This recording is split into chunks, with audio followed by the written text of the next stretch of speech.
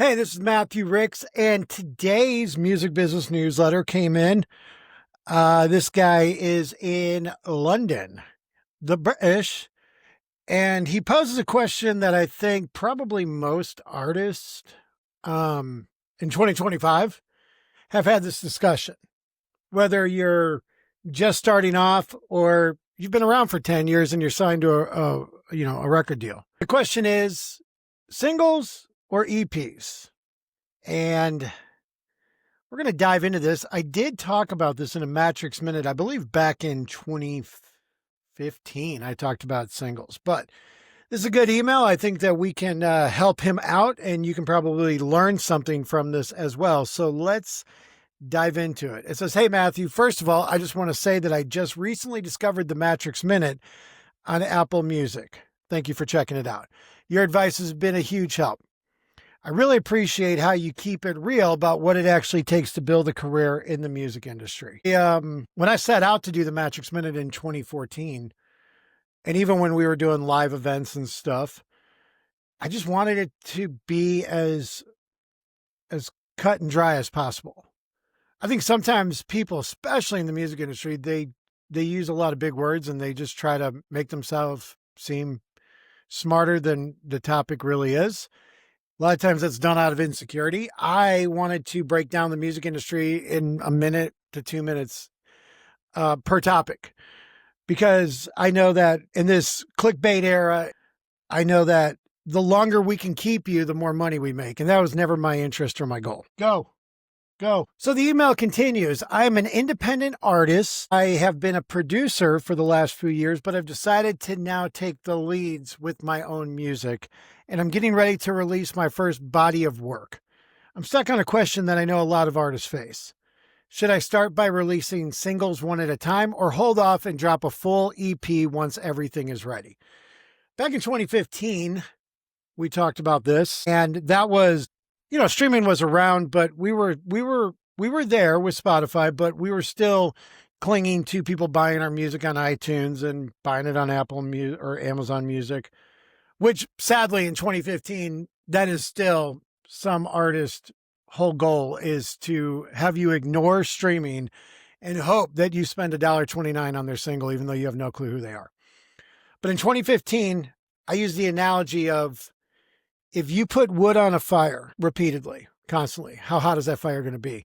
But if you come every 9 months, every 12 months, what's that do for that fire?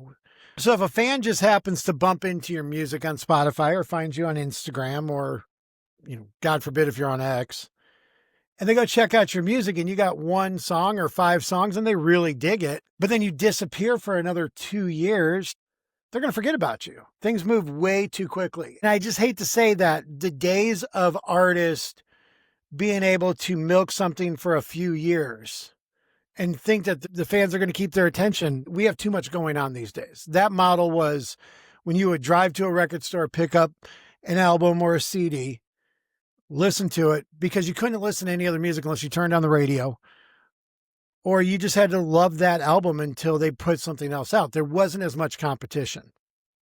So I would say, just like I did 10 years ago, to start with singles and then constantly just keep putting logs on that fire to keep it burning hot, constantly stay in the forefront of everybody's mind. I mean, what do I do at the Matrix Minute, and I have done, is I could put out all of the year's releases on an album and then be like, all right, I'm going to go, kick off for the next year. I'll be back. But I mean, we did, 2016, we did the best of 2014, which had 90 tracks on it.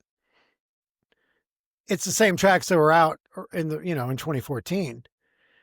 And individually, those individual tracks do better on Spotify, Apple Music, Amazon, Tidal, wherever, than the collective album does, if you break it down.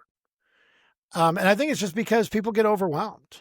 People get overwhelmed with, I know some indie guys who are doing, albums. That's a lot of commitment for somebody to ask, here, listen to 20 songs of mine, no matter how much they like you. So let's continue. The email says, I've already recorded 5 songs that I'm proud of. That's good. Be proud of what you do. They flow together well as a project, but I've also heard that releasing singles helps build momentum and feed the algorithm on Spotify and social media. Yeah, I mean, it's just what I said. You throw something out there, Spotify does, and especially if you're a new artist, the algorithm doesn't know what to do with you yet. Doesn't know where to place you, doesn't know where to put you in the queue for when people are listening to radio, like Spotify radio, Pandora radio. It doesn't know what to do with it. So if you put an EP out and then you disappear, the algorithm doesn't know what to do. You're going to be kind of annoying your followers that you have, because what are you going to do? Promote the same EP for the next year, 2 years? It is better to drop something, on a consistent basis. Here's a new song, man, then they find it.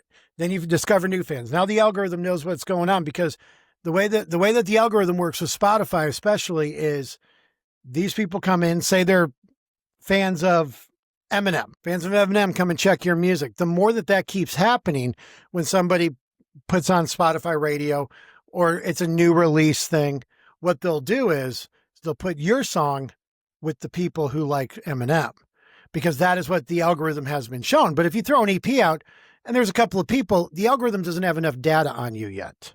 His email continues, at the same time, I feel like an EP would show the full range of my sound and give people something more complete to connect with. People don't care. For a new artist, unless they're your mom or your significant other or your bestie, nobody is going to discover you, go listen to your music and be like, wow, this flows so well.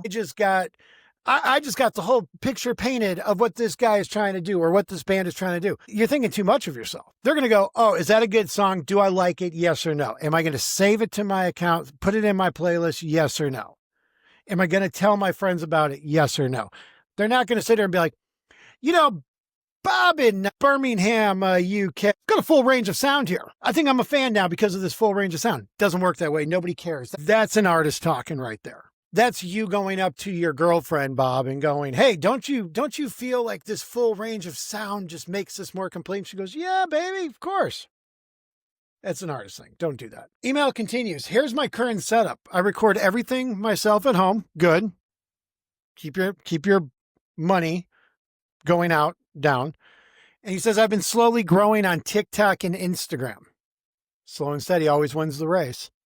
He says, I don't have a big budget for marketing, but I'm willing to put in the time and effort to promote my music right. You don't need a big budget for marketing. I don't think you should spend any money on marketing. I see so many artists, and we have an email coming up later this week or next week where somebody was asking about advertising, on Instagram or whatever.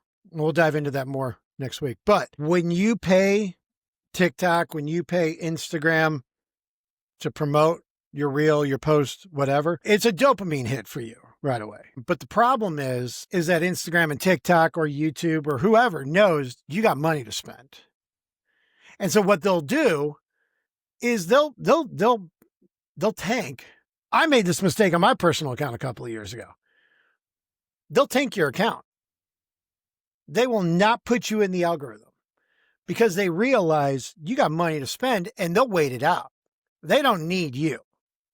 So they will wait out putting your stuff through the algorithm because they know you got money to spend, even if it's $50. The best marketing that you can do is one-on-one personal connections with people on Instagram, on TikTok. That's the best you have. But I love that you have a willingness to put the time and effort in to promote your music. You'd be shocked how many artists don't do that. Bob says, I'd love to hear your thoughts on how to approach this. What would you do if you were starting from scratch today? Appreciate you, Bob. What would I do if I was starting from scratch today is this. Release a single. Release one single. And when it gets to 1,000 plays on Spotify, release another single. And when that one gets to 1,000 plays, if it happens a lot quicker, then start gearing up for the third one. But you don't want your Spotify account, you don't want people going to your artist page on Spotify and seeing a bunch of tracks under 1,000 plays. I would rather, because and I might be jaded because I'm in the industry, but if I go to somebody's page and every song is under 1,000, this looks really small to me as a fan of music. As an industry person, yeah, okay, cool. I'm going to dive into this, but not a lot of people think like me. So just like what I do with the Matrix Minute is we put stuff out and I see if it sticks. And I've had some Matrix Minutes that have done 100,000 plays on Spotify alone in 2 weeks. And I've had some that have done 40, 50,000. And in my world, that's kind of a failure. But I want to just keep pounding stuff out there if nobody was listening. But you got to make sure that the way you're marketing your stuff to Instagram, to TikTok is, I know this one artist who's done nothing in her career, and she's incredibly difficult to work with. And she's an indie artist. And every day she posts the same thing about my music to my playlist. Save my music to my to your playlist. Save my music to your playlist. The song's been out for like 6 months, and I don't even think she's broke 1,000 plays.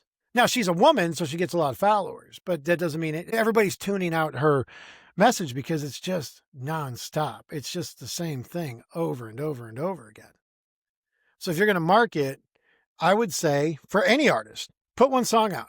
When it gets to 1,000 plays, now you have a goal. Gets to 1,000 plays, put the next song out. When that one gets to 1,000 plays, put the next song out. So now you have a goal. Now you're working towards something instead of just like, because I think what a lot of artists do is they throw everything out there, nothing sticks, and then they don't get motivated.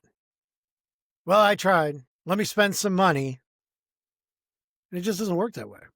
But great email, Bob in Birmingham, UK. I know that this is a question that you had the guts to ask that others didn't. And if you have a question that you want asked on the music industry, just go to MatthewRicks.com, click submit your question. Give me as much information as possible, and we will answer it here on this channel, or if you're listening on the audio version, we will answer it there for you. And not only will you be able to help yourself, but you will be able to help artists all around the world. And until next time, I will talk to you later.